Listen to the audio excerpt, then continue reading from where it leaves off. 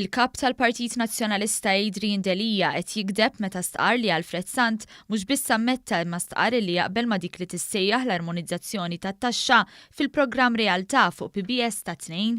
Din kienet l-unika reazzjoni tal-Partit Nazzjonalista għal fatt li fit-13 ta' Diċembru tal-2017 it-tliet MPs nazzjonalisti vvotaw favur riżoluzzjoni dwar it-taxxi fl-Ewropa illi tgħid ċaru tont li għandha titneħħa regola tal-unanimità biex il-politika tat-tassazzjoni tal-Istati membri tal-Unjoni Ewropea tkun deċiża b'maġġoranza kwalifikata.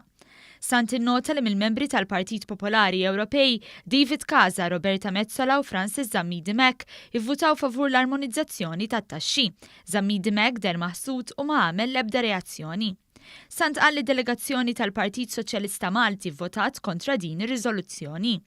Żied li l-MPs tal-Partit Nazzjonalista kienu parteċipi fil-mod ta' kif qed jitnawwar il-Parlament Ewropew dwar investigazzjonijiet b'rabta ma' governanza tal-Istati membri.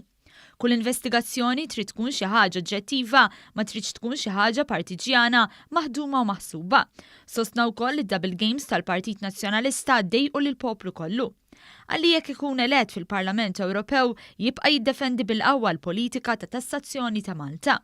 Sostna li Adrian Delija jrid ikun ċar dwar dan il-vot tal-MPs tiegħu.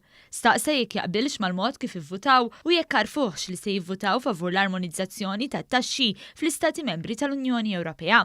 Sostna li dik hija tweġiba li qed jistenna il-poplu Malti Wawċi.